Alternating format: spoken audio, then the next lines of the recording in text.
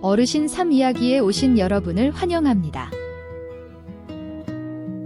시어머니에게 맞아 바닥에 나뒹굴었지만 저는 말없이 공항으로 가 전 재산을 들고 떠났고 다음 날 시댁은 그 자리에서 얼어붙었습니다. 시집살이 5년. 나는 닫힌 문과 높은 담으로 둘러싸인 답답하고 어두운 시댁에서 뒷마당 한 구석에 이름 없이 자라는 들풀처럼 짓밟히며 살아왔다.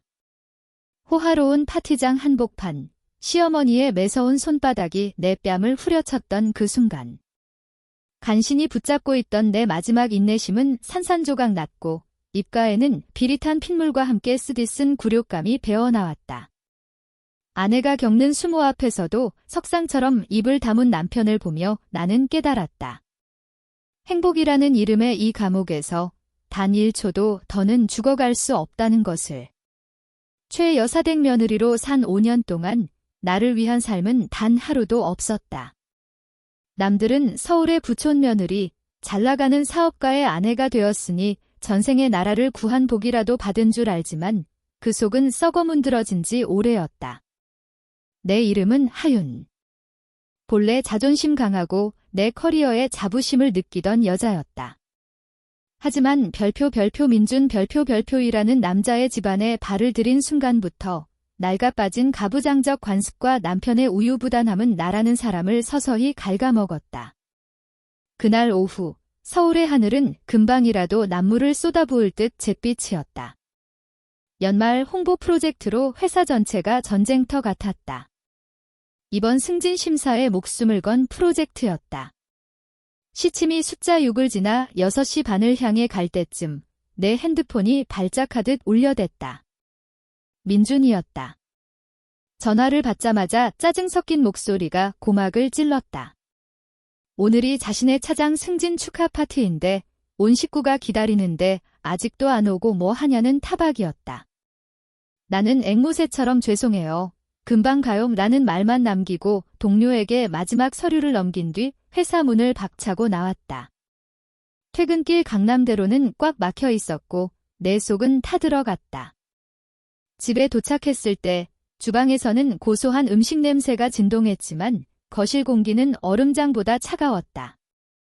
식구들은 이미 식탁에 둘러앉아 있었고 상석에 앉은 시어머니 최 여사의 눈빛이 날카로운 칼날처럼 나를 겨눴다. 나는 거친 숨을 고를 새도 없이 고개 숙여 인사했다. 어머니, 죄송해요. 회사에 급한 일이 생겨서 30분 정도 늦었습니다. 최 여사는 대꾸조차 하지 않았다. 대신 젓가락을 식탁 위에 탁 하고 거칠게 내려놓았다. 건조하고 날선 소리가 정적을 갈랐다. 이 집구석이 무슨 시장통이니? 아니면 드나들고 싶을 때 드나드는 호텔이야? 글 좀 배웠다고, 쥐꼬리만한 월급 좀 번다고 시댁을 아주 우습게 아는구나. 어머니, 이건 제 커리어 문제예요. 저도 가정경제의 보탬이 되고 싶어서. 내가 해명하려 하자 최 여사가 말을 싹둑 잘랐다. 여자의 커리어? 여자의 성공은 부엌과 침대에서 결정되는 거야? 나머진 다 허상이다. 결혼한 지 5년이 넘도록 우리 집안 대를 이을 아들 하나 못 낳는 주제에 어디서 말대꾸야? 말라비틀어진 고목나무도 아니고 독만 올라서? 귀에 딱지가 않도록 들은 모욕이었다. 하지만 오늘은 달랐다. 민준의 승진을 축하하러 온 친척들 앞에서 듣는 그 말은 내 자존심을 짓밟다 못해 으깨버렸다. 나는 민준을 쳐다봤다. 제발 단 한마디라도 거들어 주기를. 하지만 그는 남인 양 밥그릇에 코를 박고 있었다. 하윤아, 그만해. 엄마 말이 다 맞아?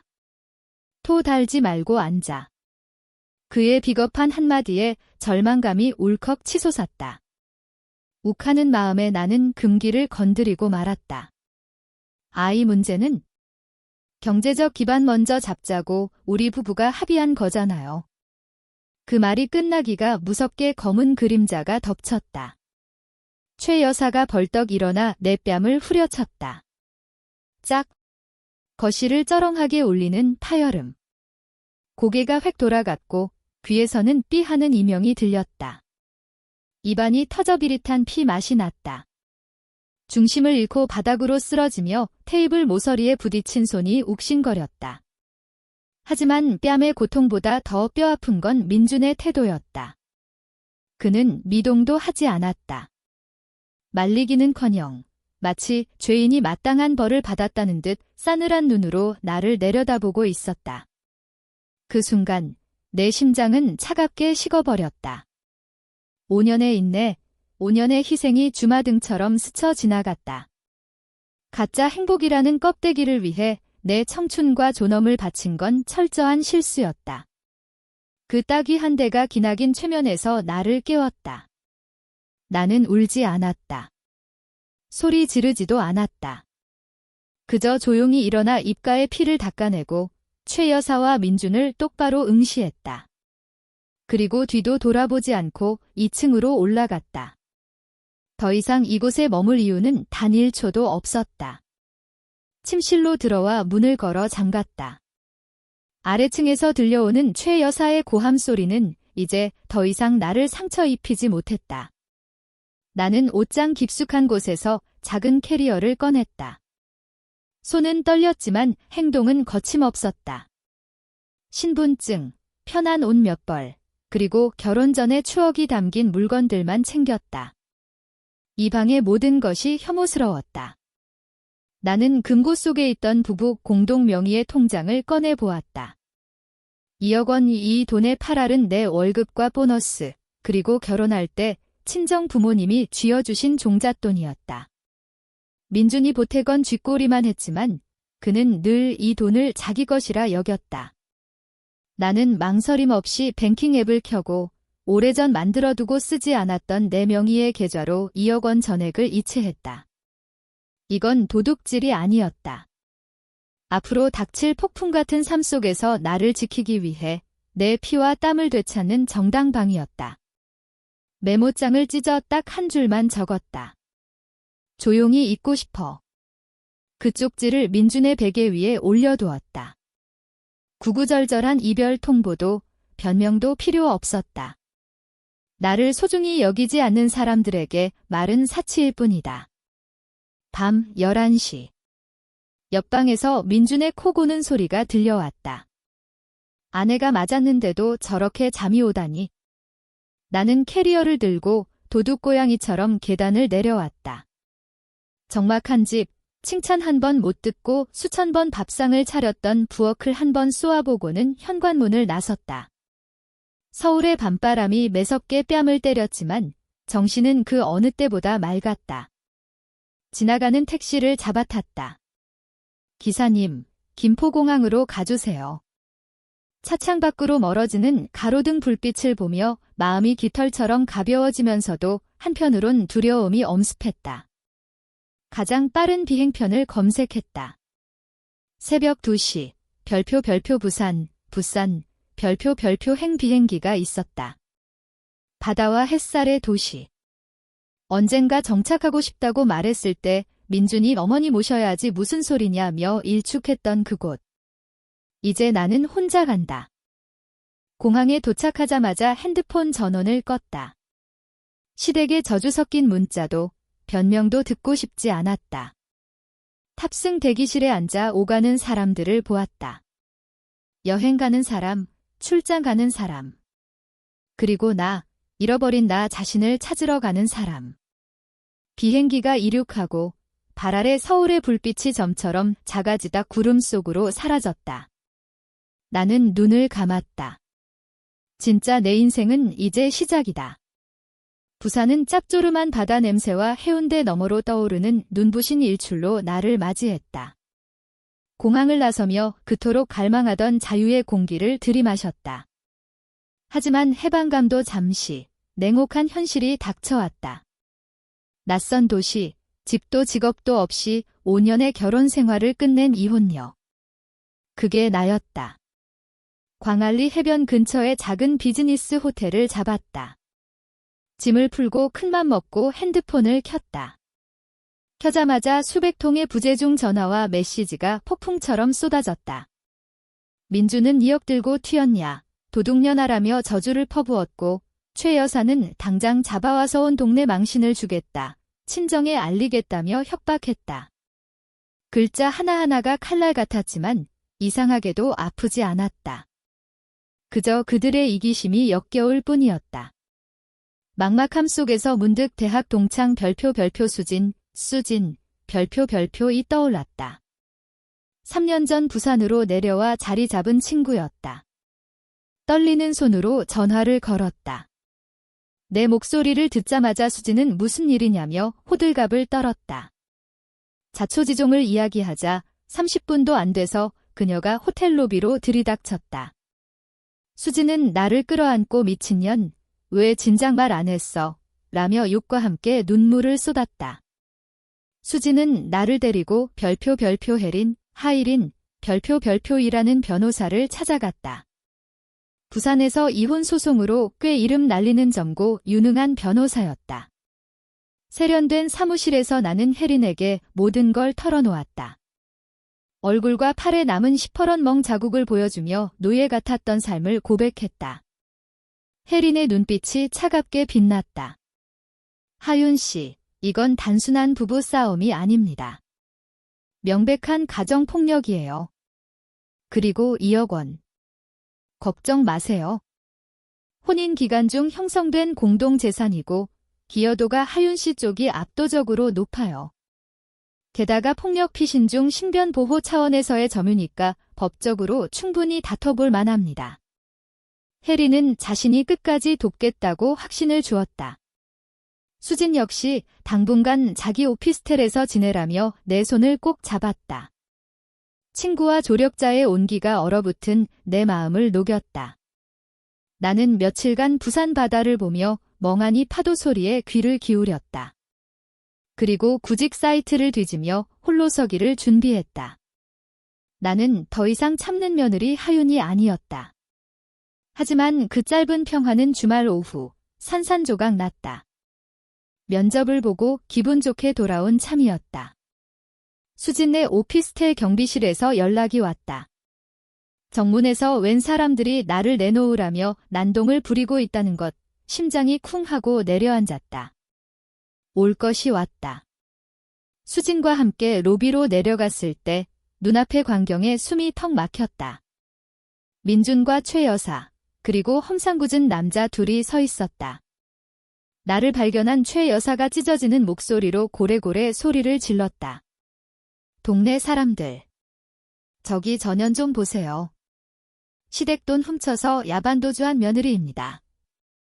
시어미는 거들떠보지도 않고 남자 만나러 도망온 천하의 불효막심한 년이라고요. 민준이 씩씩거리며 내게 달려들어 팔목을 낚아챘다. 하윤. 너 진짜 간이 배 밖으로 나왔구나. 여기까지 숨으면 내가 못 찾을 줄 알았어? 당장 돈 내놓고 서울 가서 어머니 앞에 무릎 꿇고 빌어. 안 그러면 이 바닥에서 얼굴도 못 들고 다니게 해줄 테니까. 주변 사람들이 수군거리며 힐끔거렸다. 수치심이 밀려왔지만 나는 입술을 깨물며 정신을 차렸다. 나는 민준을 똑바로 노려보았다. 두려움은 없었다. 이거 놔. 나는 차분하지만 서늘한 목소리로 말했다. 난 도둑질한 적 없어. 그 돈, 내 피 같은 돈이야. 그리고 내가 도망친 건 당신네 집구석의 폭력 때문이고. 내가 눈 하나 깜짝 안 하자 최 여사가 더 길길이 날뛰며 내 머리채를 잡으려 들었다. 하지만 이번엔 당하지 않았다. 나는 주머니에서 핸드폰을 꺼내 이미 저장해둔 관할 지구대 번호를 눌렀다.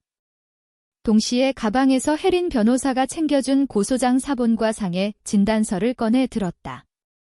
나는 모여든 구경꾼들을 향해 또렷하게 외쳤다. 저는 가정폭력 피해자입니다. 여기 증거 자료도 있고 이미 경찰에 신고도 마쳤습니다. 이 사람들은 지금 제 주거지에 침입해서 협박하고 있는 겁니다. 여러분이 증인이 되어 주십시오. 5분도 안 돼 경찰차가 사이렌을 울리며 도착했다. 제복 입은 경찰들이 내리자 험상궂은 남자들은 슬금슬금 뒷걸음질 쳤다. 최 여사는 경찰 앞에서도 악를 썼지만 내가 내민 법적 증거들과 단호한 태도 앞에선 속수무책이었다. 서로 가서 조사받으시죠. 경찰의 말에 모두가 지구대로 연행되었다. 조사실에서 나는 떨지 않고 분명하게 진술했다.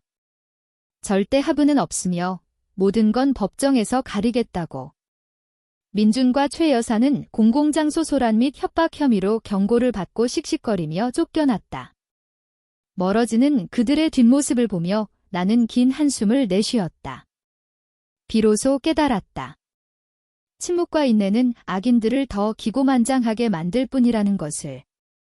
나를 지켜주는 건 그들의 알량한 자비가 아니라 나의 용기와 법이라는 사실을. 부산에서의 소란 이후 나는 직감했다. 다가올 이혼 소송에서 나를 지키려면 지금보다 더 결정적인 한 방이 필요하다는 것을. 돈 문제까지 걸린 이상 민준과 최 여사는 절대로 쉽게 물러서지 않을 터였다. 나는 비밀리에 서울행을 결심했다. 아무에게도, 심지어 친정엄마에게도 알리지 않았다. 나는 시댁과 멀리 떨어진 강북의 한 허름한 비즈니스 호텔에 짐을 풀었다. 목표는 단 하나, 거실에 설치된 별표 홈캠 별표의 클라우드 데이터를 확보하는 것이었다. 최 여사가 가사 도우미를 감시하려 달아놓았던 것인데 본인 성질에 못 이겨 그 존재를 까맣게 잊고 있는 게 분명했다. 나는 민준의 사촌 동생인 별표 태민 별표에게 연락했다. 그는 심성이 착해 평소 최 여사가 나를 하대하는 걸 못마땅하게 여기던 아이였다. 우리는 눈에 띄지 않는 조용한 룸카페에서 만났다. 처음 내 계획을 들은 태민은 최 여사가 무서워 주저하는 눈치였지만 결국 양심이 두려움을 이겼다. 그는 자신이 예전에 최 여사 컴퓨터에 설치해준 관리자 계정으로 클라우드 서버에 접속해주겠다고 약속했다. 우리는 밤을 꼬박 새웠다. 그리고 모니터에 뜬 영상은 다시 봐도 소름이 끼쳤다. 그날 밤의 모든 상황이 고화질로 생생하게 찍혀 있었다. 현관에 들어서는 내 모습, 최 여사의 입에 담지 못할 욕설, 남의 일인 양 방관하는 민준, 그리고 내 뺨을 후려치는 결정적인 폭행 장면까지. 그뿐만이 아니었다. 태민은 집요하게 서버를 뒤져 최 여사가 평소 우리 부모님을 촌구석 무식쟁이들이라며 비하하는 음성 파일들까지 찾아냈다.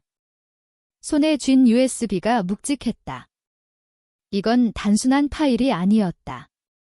지난 5년, 지옥 같았던 내 삶을 증명해줄 강철 같은 증거였다.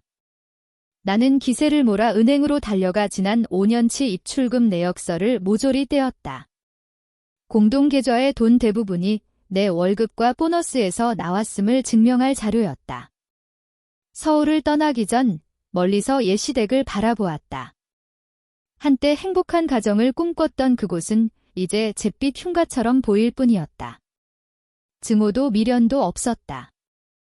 그저 내가 살 길을 찾았다는 안도감만 들었다. 부산으로 돌아와 혜린 변호사에게 USB를 넘겼다. 영상을 확인한 혜린의 입가에 서늘한 미소가 번졌다. 하윤 씨, 아주 잘했어요. 이 정도면 저쪽은 숨도 못 쉽니다. 그녀의 확신에 찬 말에 나는 비로소 나 자신을 믿기 시작했다. 재판 준비가 한창일 때 고향에서 전화가 걸려왔다. 엄마였다. 따뜻한 위로를 기대하며 전화를 받았지만 들려온 건 통곡과 원망이었다. 아이고, 내가 너 때문에 못 산다. 내가 미쳤지. 시댁 돈을 들고 도망을 가? 너 때문에 우리 집안 망신 다 시킬 작정이야? 최 여사가 이미 친척들에게 전화를 돌려 며느리가 바람나서 돈 들고 튀었다고 헛소문을 퍼뜨린 모양이었다. 엄마는 시장에만 나가도 사람들이 손가락질한다며 당장 서울로 올라가 돈을 돌려주고 시어머니 발밑에 엎드려 빌라고 닥달했다. 여자가 참아야 집안이 평화로운 거야. 이혼녀 딱지 붙으면 누가 우리 집을 거들떠나 보겠니? 엄마의 말은 최 여사의 손찌검보다 더 아프게 가슴을 후벼 팠다.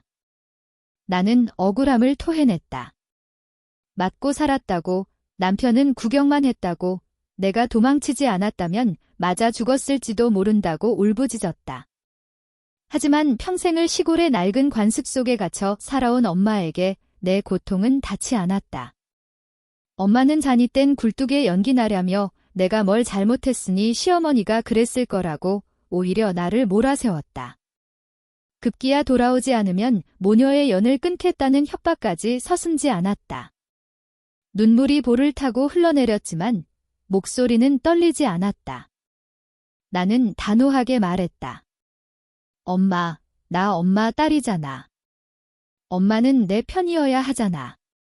내가 지금 안 도망치면 엄마는 다음번에 병원이 아니라 장례식장에서 나를 보게 될 거야. 딸이 살아서 새 인생 찾는 게 좋아?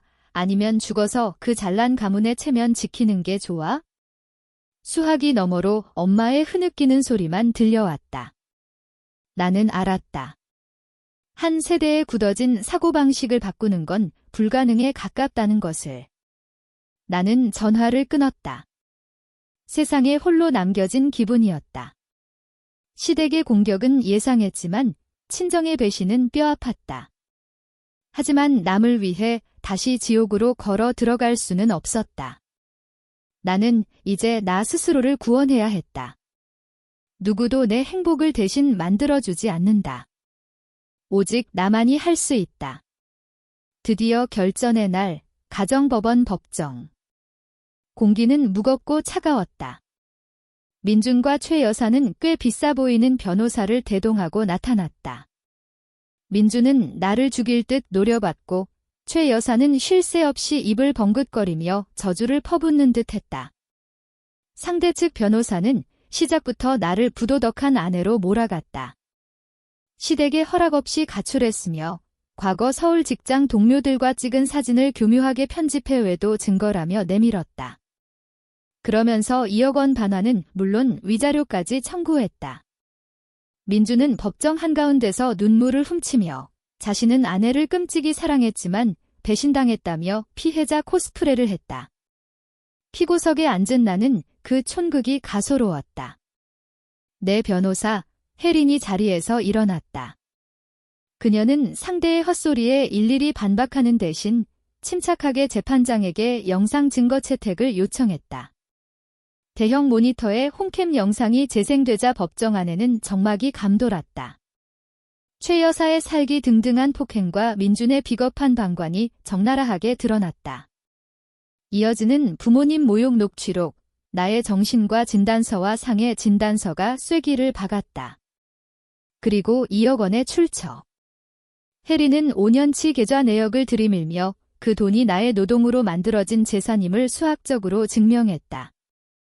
그리고 내가 돈을 옮긴 건 절도가 아니라 생명의 위협 속에서 정당한 재산권을 지키기 위한 긴급 피난 조치였음을 논리적으로 변론했다. 빼도 박도 못할 증거 앞에 민준 측은 꿀먹은 벙어리가 되었다. 최 여사가 분을 못 이겨 소리를 지르려다 판사에게 호된 경고를 받았다. 민준의 얼굴은 하얗게 질려 있었다. 내 손에 그런 증거가 있을 줄은 꿈에도 몰랐겠지. 판결은 완벽한 나의 승리였다. 재판부는 혼인 파탄에 주된 책임이 민준과 최 여사의 폭력에 있음을 인정했다. 재산 분할 역시 나의 기여도와 정신적 피해를 고려해 예금의 대부분을 내가 가져가는 것으로 판결했다. 법원을 나서는 길, 부산의 햇살이 눈부셨다. 민준이 뒤따라 나와 뭐라 변명하려 했지만 나는 그를 투명 인간 취급하며 준비된 택시에 올랐다. 이제 그는 남보다 못한 타인이었다. 나는 정의와 돈, 그리고 무엇보다 소중한 자유를 되찾았다. 통장엔 두둑한 돈이, 가슴엔 자신감이 채워졌다. 나는 본격적으로 부산에서 새 직장을 구하기 시작했다. 목표는 부산 센텀시티에 위치한 대형 미디어 그룹. 꿈꿔왔던 도전적인 환경이었다. 면접장은 세련되고 위압적이었다. 면접관은 그룹의 젊은 CEO, 별표 강 대표 별표였다. 30대 중반쯤 되어 보이는 그는 냉철하면서도 깊이 있는 눈빛을 가졌다. 그는 내 이력서의 공백기와 갑작스러운 부산 이주 사유를 물었다. 나는 꾸며낸 모범 답안 대신 진실을 택했다. 거짓으로 시작하고 싶지 않습니다. 이혼과 가정폭력이라는 개인적인 아픔이 있었습니다. 하지만 그 과정에서 제 삶을 주체적으로 이끌 힘을 얻었습니다. 과거는 저를 약하게 만든 게 아니라 더 단단하고 업무에 몰입할 수 있게 만든 원동력입니다. 강 대표는 묵묵히 듣더니 놀라움과 존경이 섞인 눈으로 나를 보았다. 그는 더 이상 사생활을 묻지 않았다. 대신 실무 능력과 프로젝트 경험에 대해 날카롭게 질문했고 나는 막힘없이 답변했다. 면접이 끝나고 그가 먼저 손을 내밀었다. 하윤 씨의 진정성과 멘탈, 아주 인상 깊었습니다. 우리 회사는 능력뿐만 아니라 그런 단단한 내면을 가진 인재를 원합니다. 나는 당당히 수석 매니저로 합격했다. 새로운 회사는 활기가 넘쳤다. 동료들은 수평적이었고 업무는 치열했지만 짜릿했다. 강 대표는 훌륭한 리더이자 멘토였다. 늦은 밤까지 이어지는 아이디어 회의, 프로젝트를 성공시켰을 때의 쾌감. 나는 비로소 살아있음을 느꼈다. 지옥 같던 과거를 딛고 나는 다시 태어나고 있었다. 매일 아침 출근길, 나는 더 이상 지각할까봐 전전긍긍하거나 죄인처럼 움츠러들 필요가 없었다. 이곳에서 나는 자유롭게 의견을 냈고 능력으로 인정받았으며 인격체로서 존중받았다. 멈추지 않는 노력 덕분에 승진은 빨랐다. 나는 깨달았다. 여자가 온전히 자신의 두 발로 설 때 비로소 가장 찬란하게 빛난다는 사실을. 새로운 사무실을 밝히는 조명보다 더 눈부신 건 되찾은 내 자존감이 뿜어내는 빛이었다. 내가 부산에서 새로운 삶의 기반을 다지는 동안 서울의 시댁은 뿌린 대로 거두고 있었다. 재판 이후 최 여사의 며느리 폭행 사실과 마마보이 민준의 실체가 세상에 드러났다. 체면과 명예를 목숨처럼 여기는 민준의 직장, 공기업 혹은 보수적인 조직에서 이 사건은 치명적인 스캔들이 되었다. 민준은 예정된 승진에서 누락된 것은 물론 사내 이미지가 바닥으로 떨어져 한직으로 좌천되었다. 동료들은 경멸 어린 눈으로 그를 바라봤고 예전 같은 대우는 사라졌다. 최 여사는 여전히 현실을 부정했다. 공짜 하녀 같았던 며느리와 놓쳐버린 거액의 돈 때문에 분통을 터뜨리며 화병만 키우고 있었다. 그러던 어느 날 중요한 회사 행사를 준비하던 중 보안팀에서 연락이 왔다. 로비에서 한 노부인이 나를 만나겠다며 난동을 부리고 있다는 것이었다. CCTV 화면을 보니 최 여사였다. 내가 대기업에서 잘 나간다는 소식을 듣고 배가 아파 회방을 놓으러 서울에서 부산까지 한달음에 달려온 게 분명했다. 최 여사는 회사 로비 한복판에서 예의 그 피해자 코스프레를 하며 나를 망신주려 했다. 하지만 번지수를 잘못 찾았다. 이곳은 허술한 동네가 아니라 보안 시스템이 철저한 대기업이었다. 그녀가 입에 담지 못할 욕설을 내뱉으려 하자 나는 당황하지 않고 침착하게 보안 요원에게 지시했다. 업무 방해입니다. 밖으로 내보내주시고 경찰 불러주세요. 사실 나는 혜린 변호사의 조언대로 지속적인 괴롭힘을 이유로 법원으로부터 접근금지 가처분 명령을 받아둔 상태였다. 출동한 경찰은 최 여사가 접근금지 명령을 위반했음을 확인하고 현행범으로 체포해 지구대로 연행했다. 경찰차에 실려가며 악을 쓰는 최 여사를 보면서 통쾌함보다는 씁쓸함이 밀려왔다. 평생을 이기심과 혐오 속에 갇혀 사는 그 인생이 처량했다. 그들의 몰락은 나의 복수가 아니라 그들 스스로 뿌린 악의 씨앗이 잉태한 필연적인 결과였다. 민준에게서도 문자가 왔다.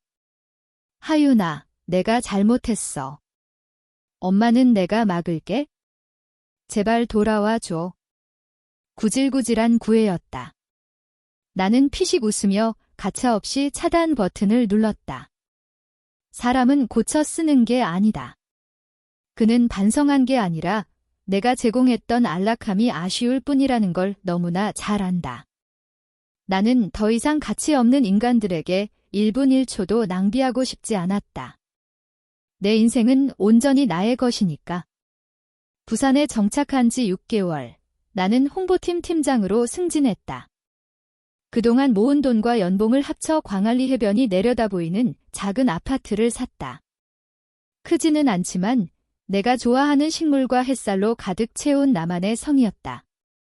나는 고향에 계신 엄마를 부산으로 초대했다.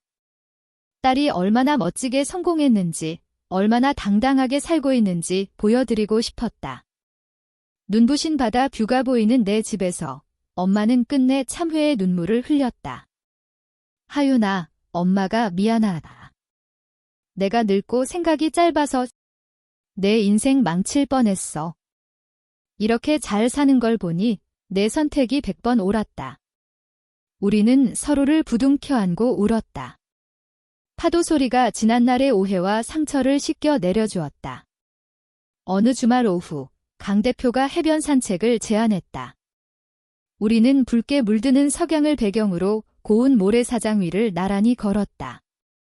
강 대표가 걸음을 멈추고 나를 지그시 바라보았다.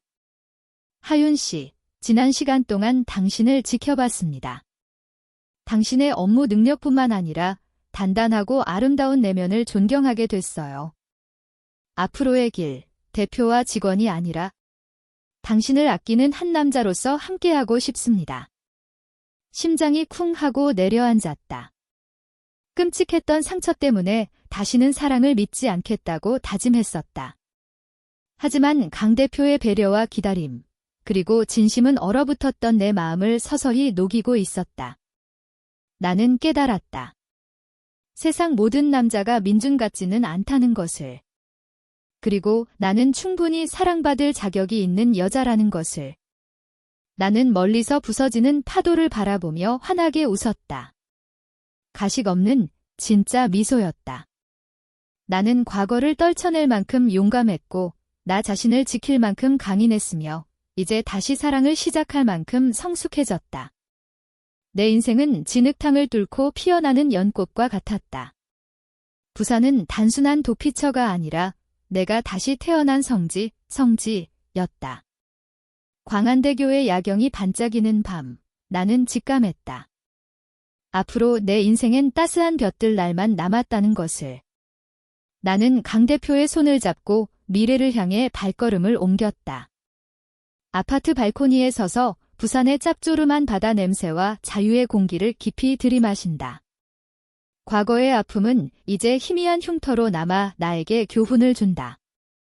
여자는 남자의 장식품도 감정 쓰레기통도 아니다. 썩어 빠진 결혼을 과감히 잘라낼 때 우리는 비로소 우리를 진정으로 아껴주는 사람들 곁에서 가장 나다워질 수 있다. 행복은 참는 자의 것이 아니라 선택하는 자의 것이다. 하윤의 홀로서기 여정을 끝까지 함께 해주셔서 감사합니다. 이 이야기가 당신의 마음에 닿았다면 구독과 좋아요를 눌러주세요. 더 감동적인 이야기로 찾아오겠습니다.